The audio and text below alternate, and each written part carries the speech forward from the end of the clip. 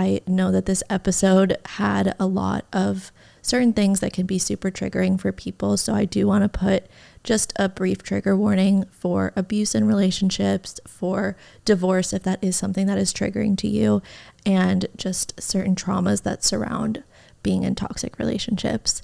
And there will be resources posted at the bottom of this episode for you guys to look into if you guys are seeking help or need help. There are so many resources out there. All right, let's do this. Hello, and welcome back to another episode of Trying to Figure It Out. For anyone who might be new here, I'm Allie, and on Trying to Figure It Out, we literally do exactly that. We try to figure it all out. We talk about things like friendship, mental health, dating, and we also learn about life along the way. And I'm so grateful to get to do this and get to do it with such awesome guests. Right now on Trying to Figure It Out, we are in the middle of our divorce mini-series.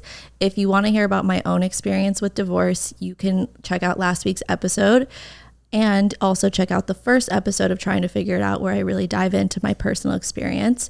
But we are continuing this week with a guest who is very graciously going to share her own story today. She is an incredibly successful entrepreneur. She's a mother to 4 children, and she's going to tell us about her experience going through 2 divorces today. Welcome to Trying to Figure It Out, Jacqueline. Thank you. Thanks for having me. Thank you for being here. Also, just a little shout out. Jacqueline is an amazing jeweler, and she brought me this today. It's a beautiful A necklace, and I'm so grateful. So thank you for that. You're welcome, babe. Your stuff is amazing, and I'm excited to check more of it out. I did see that you were at Disneyland last weekend, and everyone who listens to Trying to Figure Out knows that I am a Disney adult in full swing. I am obsessed with theme parks. I love Disney. So how was your trip, and what did you do? We had a great time. It was my daughter's 14th birthday. Oh. And so, it's usually we go on a trip or we go somewhere. And with everything else that's been happening, she wanted to go to Disneyland. I mean, who doesn't want to go to Disneyland, right? Truly. We did every ride, possibly twice. It's not Tower of Terror. It's Guardians of the Galaxy now. Yeah. So we had to do that a couple of times. I mean, that was the that best one's the best. Yeah. And the Incredicoasters. Oh yeah, that's super so great. Well, happy birthday to your daughter. Thank you, babe. So I cannot wait to hear more about your children and all of your business success, but I first want to go into your childhood and what your life was like growing up. So where did you grow up, and what was your family dynamic like? Well, I am half Armenian, half Latino, and in the Armenian community, my father was very well known. He owned banks, newspaper, casino, card club, a jewelry store. And so I was raised very strict because he was a high-powered person. Growing up, it was interesting. It wasn't the norm. I had a bodyguard in school. Wow. When I was about 12, there was a group that was trying to kidnap me for a $2 million ransom. And since then, my life changed because we had the FBI living at the house, and I couldn't go anywhere. I couldn't even go outside unless I had these 2 guys in suits just watching me. But I thought that was normal. I thought that that's what everybody kind of went through. I was 12 years old when that all happened. And so imagine already living in a strict family, and then going from that to now you can't really go anywhere. So weekends were intense. At my parents' ranch or the beach house or whatever it may be, but I was not allowed to go out. Right. When you turned 22, your parents set up an arranged marriage for you. Without actually getting into the details of the marriage yet, can you tell me a little bit more about the process of actually arranging the marriage? People were starting to ask, Jacqueline's 21. How come she's not married? So young. I know, right? And it was like, I'm never getting married. Yeah. This is not happening. I'm moving to Paris. I'm going to run away from all this shit, and I'm never getting married. Yeah. But of course, with such a strict family, you can't do anything. You can't even go to the market without them knowing every detail, where you're going, who are you going with, who are you going to meet with, and all that fun stuff. So when I was 21, my family were talking to everybody and trying to figure out who was the right suitor for me, the right guy. And there were 4 different gentlemen that would come into the office at different times. One was a jeweler. One was and I remember him vividly because he looked like the Cookie Monster. He was wearing this brightest, bluest suit and sitting there. I was mortified. Like, I am going to marry the Cookie Monster. This is not going to happen. And then another one, his father he was selling arms deals to Iran. He flew in from Florida to my parents' ranch to meet with the family. He bought a car, he bought a Porsche to take me out to dinner. And so he comes to the ranch and he was like, okay, we're going to go to this wonderful steakhouse and, I'm going to take you to a nice dinner. And I was like, I really just want to go and get fried chicken and honey. Can we go get some real food? Yeah. Like, I'm not going to pretend. And so he takes me to Smokies, and it was in La Quinta. And so we finally get there and we're having this conversation and he was like, I can't handle my father always having to wake me up and make sure that I'm going to work. And I thought, loser, this guy has no ambition. He comes from this really wealthy family and this guy doesn't really want to work. And so I was like, I'm really tired. Can you please take me back to the ranch? And so he was really upset, takes me to the ranch, and my family were so upset with me. Because I did not, because he was like, oh, this really wealthy guy from a wealthy family, blah, blah, blah. They were so upset with me that next morning at 6 o'clock in the morning, they all left and they left me at the ranch alone. Stop. No, I swear. And I was there for a whole week. Did they communicate with you at all? No. I would call, and at that time there was like, this phone was hooked up to the wall in the kitchen and, you're at the ranch, Yeah. So I was alone. I think they left on a Sunday morning, and then on Thursday, the following Thursday, was my favorite TV show. It was Barbara Walters 2020. And I was like, fine, I get to watch TV all by myself, right? Yeah. And so I turned on the TV, and who's there? It's his father. This guy's father is in prison for selling arms deals, and the government put him in jail, and all this stuff was happening. Barbara Walters was interviewing him. And within the next 20, 30 minutes of that night, my parents call and I pick up the phone and they're like, we're coming to get you. And they were like, oh my God, Jacqueline, you're so smart. You saw the writing on the wall. God. I can't believe you dodged a bullet and blah, blah, blah. Wow. And then here's this family selling all their family jewels and, everything to get the father out of jail or out of prison, So all this stuff was going on.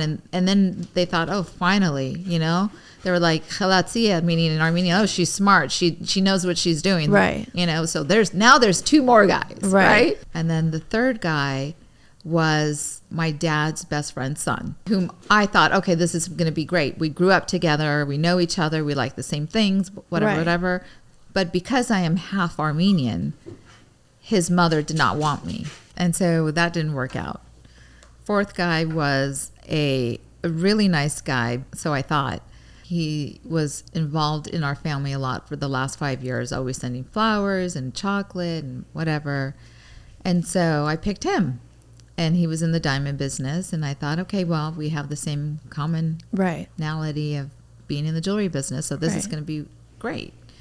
Gosh, I got engaged in August, and February we got married. When did you pick him before you got engaged? Oh, gosh, a month before. Oh, wow. So it's it's not like you could even go out on a date. I mean, I would be going to Olive Garden and then going straight back home. There was no dating at that time. So there wasn't like any time that you guys spent really alone together before the marriage? At dinner. How did you feel entering the marriage? Did you feel like he was the right pick for you? Did you feel good about the choice? I felt like, okay, this is what I need to do. This is what's normal. And the other three didn't work out. Yeah. So this was the right pick. You said you're half Latina. Mm-hmm. So your mom and dad, was their marriage arranged? No. And how did that come about? My parents, they met at a night school on how to speak English because they both didn't know how to speak English. Really? And so my mom would say that she would think that he was the nicest guy because all he could say is yes.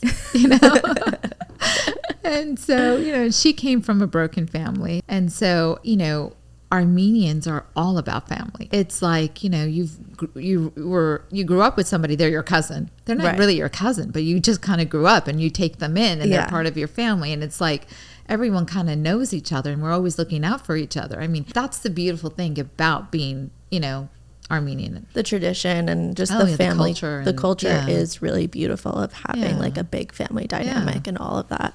So you eventually had a son with your first husband. Mm-hmm. What was motherhood initially like for you? Did you feel like you were ready for it, or was it kind of just the next step in what was expected of you as a woman at the time? So going back to my childhood, and I remember my siblings would call me mom because there was nobody there for them. So I just felt that was my role. I felt like that's what I have to do. Right. Is to have children. That's why you get married. So before you had your son, did you and your husband at the time get along? And what kinds of things did you guys do together? And what was the dynamic like? We really didn't get along. He was like very controlling to the point where I couldn't wear a two-piece bathing suit, or if my straps were too thin, that, you know, I would have to cover it up. You know, I couldn't wear heels, and I couldn't. I mean, he was not a good person, but he also was raised in a boarding school. At 2 years old, the family put him in a boarding school. So there was a lack of empathy and compassion and true love. You know what I mean? For actually feeling that. For sure. So, I mean, to be left at boarding school at that age is a really crazy thing. Yeah, I could never imagine that. Yeah. Wow. If you don't mind sharing, can you walk me through the end of your marriage and how that played out and what kind of led to that? With him, I think the first year and having the child, everything was great. But it was that lack of intimacy and all that stuff started happening, and the controlling of my appearance and what I looked like and how much makeup I wore. It just started to escalate. And after my daughter was born, and the lack of him being involved in the family and his constant affairs, it was just getting too much. Yeah. As a young mom, and you're taking one to soccer, one to dance, and you're coming home and doing homework and trying to, you know, clean house and do everything. And then he would call me around 5:30, 6 o'clock and be like, "What's for dinner?" And I was like, "I didn't have a chance to make dinner tonight. I'm exhausted." Right. And he's like, "Okay, your punishment is I'm not coming home." And so he would not come home. He would be gone with his friends or girlfriend or whatever it may be. And that was so hard because I couldn't tell my family. It probably would have been turned around as like, "What are you doing wrong? You know, how come you're not making dinner?" Yeah. Or how come, you know, all these things are not happening. Right. And he's upset. So my parents did not know he was abusive. They knew the verbal, they knew the emotional part, but I would never show the, you know, the part where it got ugly. I knew about the women.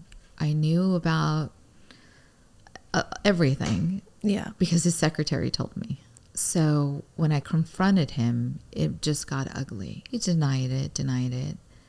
And then I think it was a Saturday morning, the kids were getting up and I was still in bed, which was a big no-no. Right. So he pulled me out of bed and dragged me out of the master bedroom. And my daughter at the time saw that happening and was screaming and crying, and that was it. That's the day that I knew that I had to leave, because if I stayed, she would have to go through what I went through. Yeah. And I couldn't let her go through that. And let her watch it, especially when, like, you're her mom, you're the one that's around, you're the one doing the work. I'm supposed to protect her. 100%. And sometimes to protect your kids, you also have to protect yourself. And that's a hard lesson to learn as a parent, I'm sure. So shortly after that, I mean, I had to leave. And I said, "I'll make you a deal." We had $20 million in the bank. And I said, "You keep the money, I keep the kids." And he said, "Fine." And he hasn't seen the kids since then. Has he spoken to them at all? To my son, he does, but not really to my daughter. And like, here I am living behind the gates and in this beautiful mansion, and now I have nothing. Yeah. I can't go home because my parents disowned me at the time. So I remember having those huge, like, is it a 5-gallon Arrowhead water bottle? Yeah. So I dumped it out. I had quarters in there. Wow. And that's how I still had a roof over my head for a while. And that's how I paid for food and gas. And when I finally went back to my parents and asked for help and told them everything, they gave me a check to go get an attorney. I went back to work with my father. And then the next month I sold about 200 grand worth of diamonds and jewelry. And that's amazing. I was like, thank the Lord. Yeah. I could feed my kids. Wow. Thank you for sharing that. First off, just so much respect for you for being where you are now and being so successful and being so strong about it. It's not easy to talk about these things at all, especially when there's kids involved. It's so layered. I'm really, truly sorry that you had to go through that, because no one should ever have to experience something like that. When you left, how did your son and daughter take the situation, and how did they really process it at the time? My son hated me because he was always on his dad's side. You know, if my son didn't finish his homework, it was my fault. If he didn't finish his project, I didn't finish it for him, so it was my fault. Right. My daughter and I were very close, and I had no control over my son. What did your life look like in those years after the divorce, and what did dating look like for you?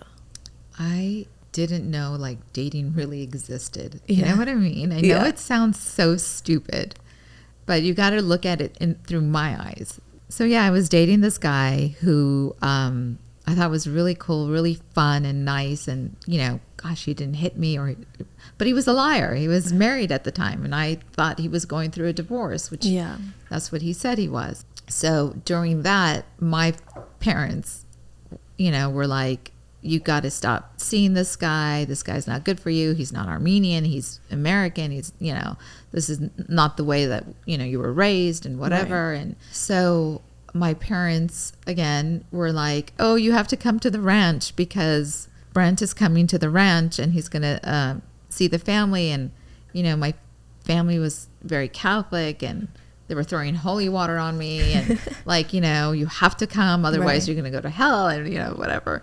So the first time I did not show up at the ranch. I pretended that my car wasn't working. I couldn't go. Then this guy was so persistent, and I met him at Marina Del Rey to have breakfast with his kid and his brother. And I've known them since I was like 9. Right. So I thought, okay, this is going to be, I'm going to get in, I'm going to get out. But during that process, it was like he was opening the car door for me, he's giving me flowers.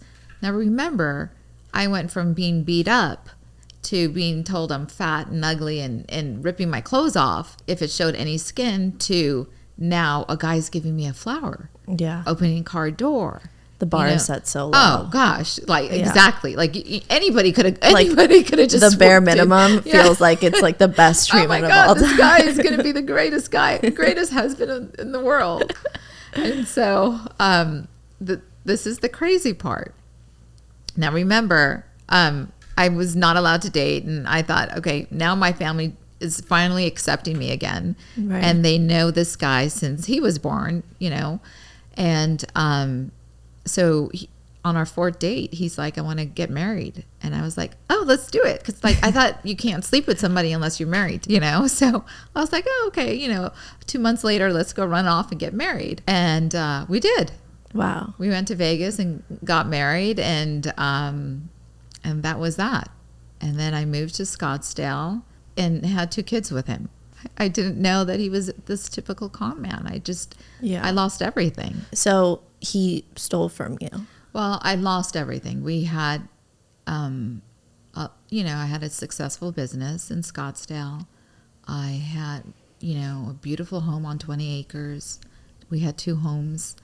You know, I was working a lot. Yeah.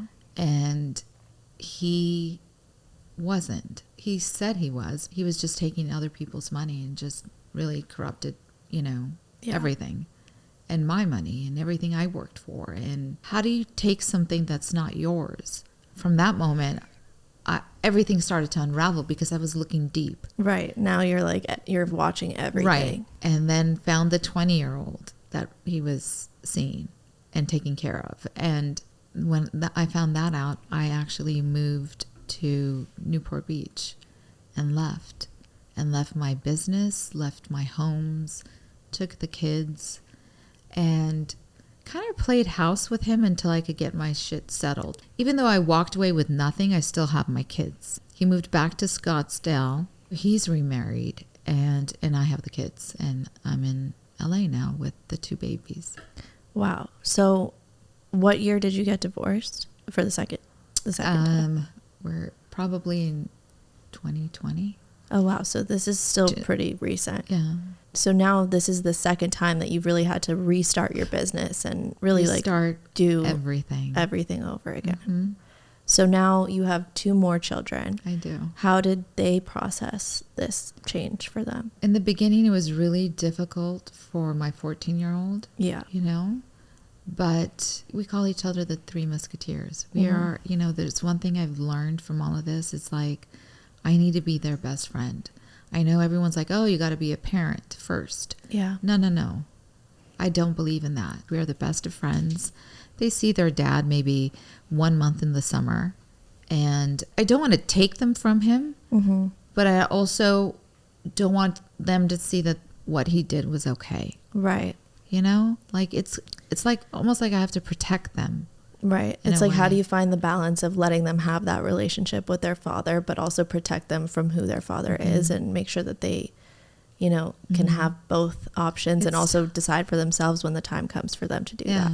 It's tough. I have so much respect to hear that, you know, you still are able to maintain such beautiful relationships with your children and continue on showing them as best you can that it doesn't have to be picture perfect. You don't have to stay married. If you get divorced once, if you never get married, if you get divorced twice, whatever your children end up going through in their lives, like, I think what you're doing as their mom, as someone who went through it as a child, like, I think it's going to go so much farther than you even realize. What you're doing to raise them will always stand out to them as something that's taught them so much about life. Thank you so much for sharing your story with me. I really appreciate it, and I appreciate you being so vulnerable with me. So now we're going to talk about where you are currently and what's been going on in your life now. So first and foremost, with everything that has happened and that you've gone through, how are you doing now, just mentally and in general? You know, there are good days, there are bad days. For sure. You know, I've gone through therapy, crisis therapy, trauma therapy, everything you can name. But this last year, I happened to get a life coach, and it kind of changed me. I have one too. Yeah. He was on the podcast a couple weeks that's ago, so and cool. He's so awesome, and it's helped so much. Even if you can't, like, even just getting a text from him in the morning being like, happy Monday, like, have a good day today, how are you feeling? And it's like, just knowing that you have someone that you can talk to at any time is so special. Yeah, I feel like the life coach is almost like helping you, giving you the tools to continue. That's actually a really interesting point, and something that I'm currently trying to figure out. I'm in a phase where I had like recent trauma, and I'm trying to process it and trying to figure out how much of that can be done in therapy and with reprocessing, and how much of that is re-traumatizing. So it's like the difference between reprocessing and re-traumatizing yourself, and making sure you know that line of like when you exit your comfort zone of how you're processing emotions. It's definitely a lesson that I have not figured out yet, but I'm trying really hard to, so I can figure out, when is this going to be something that just happened to me or something that defines me, you know? I think that you got to think that it's never going to go away. Yeah. You know, if you could figure out how to deal with it, and it's okay to feel the pain. It's okay to cry. It's okay to shout, scream, whatever you need to do to get it out. Yeah. That's normal. I know. To tuck it away and not feel it, that's not normal. I know. And if once you make that peace with like, hey, I'm just having a moment. Yeah. And calling that life coach or your bestie or whatever, just say, hey, just listen, I need a vent. 100%. Yeah. I always say my biggest advice to people is just not to be hard on yourself. Like, whatever you're feeling that day, if you're deciding that today is a day where you can't get out of bed, don't. And if there's a day where you feel like you don't want to get out of bed, but you feel like you can push yourself, then do that. And just really listen to yourself, and don't be judgmental of how you're feeling in a moment. it's never going to go away. So if 10 years down the line after something happens to you and you still have a bad day because of it, like, that's okay. So now that you've restarted your business here in Los Angeles, can you tell me more about JN Jewels?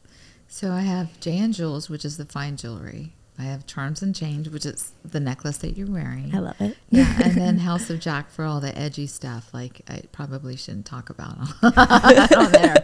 But I mean, like, I've done everything, you know, Yeah. rings that pop open so you could stash stuff in, and to a golf club for Steve Harvey that's iced out. And Oh my God, diamond that's shoes for a awesome. rock star, you know, wife. There's all these different avenues of what I could do and what I've done.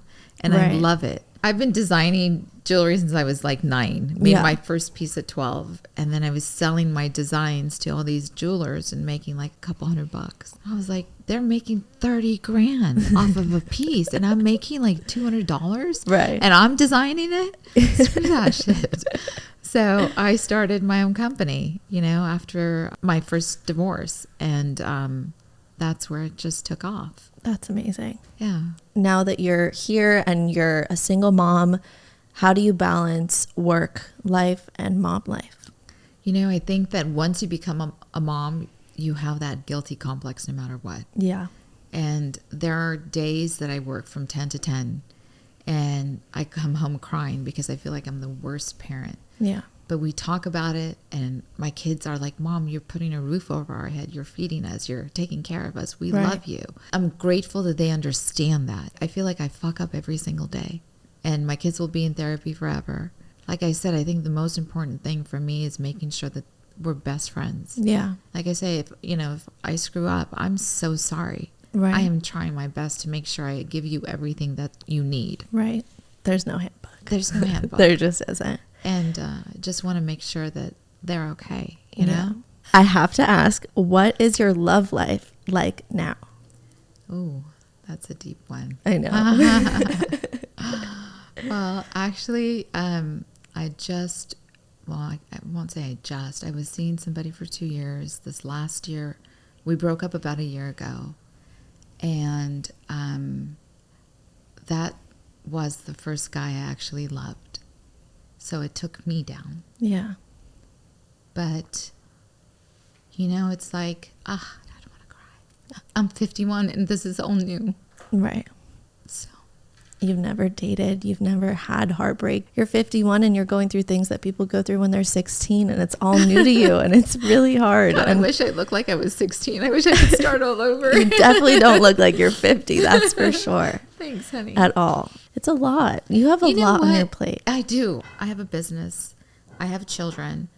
I have a show coming up. I'm opening up a store in Scottsdale. Yeah. So there's so much going on. I think that it's not the right time for me. Yeah. You know, I feel like I need to set up my life for my children and make sure that they're okay. 100%.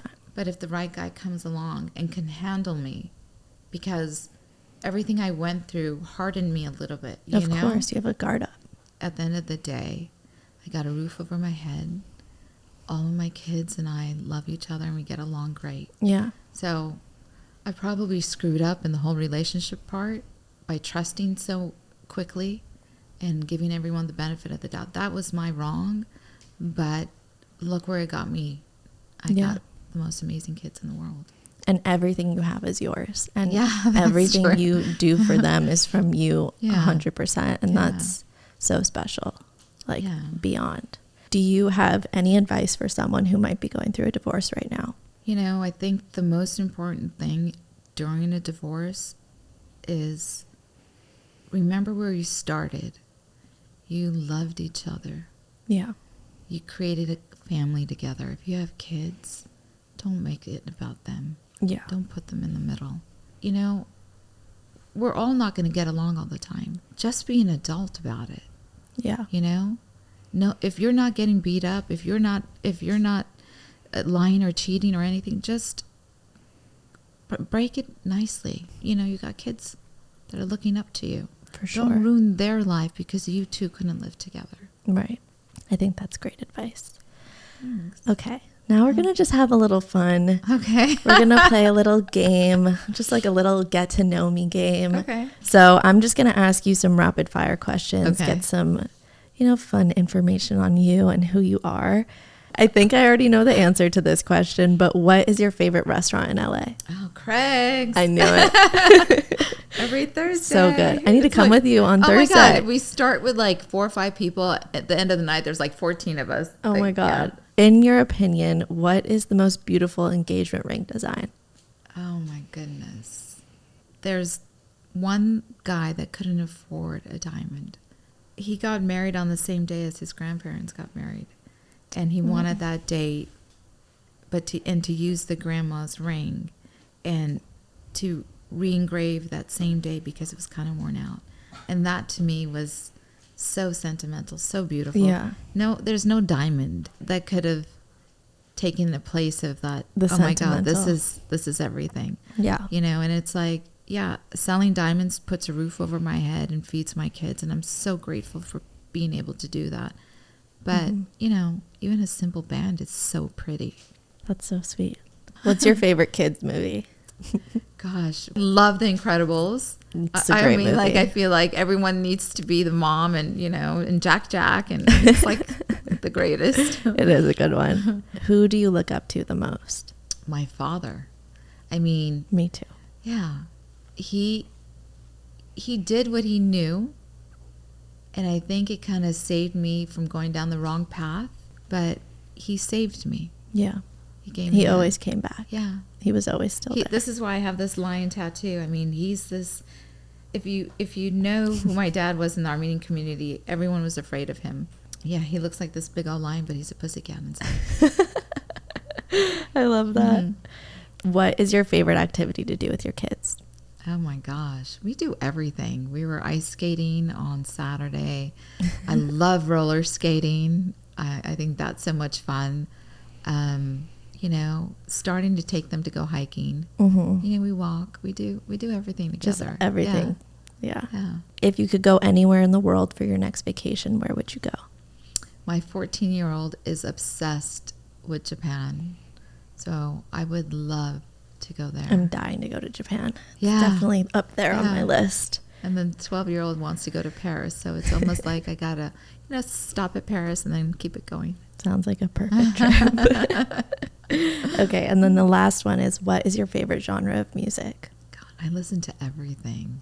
Mostly pop. Miley Cyrus, CeeLo Green, who's a good friend of mine. I love all kinds of music. Yeah. Yeah. That's amazing. I'm not a classical person, but it's definitely, hip hop. I have a very eclectic taste of music as well. Yeah. I could, if you show me something that's good, I'm not going to be like, oh, it's not pop, so I'm not going to like it. I'm like very open-minded to music.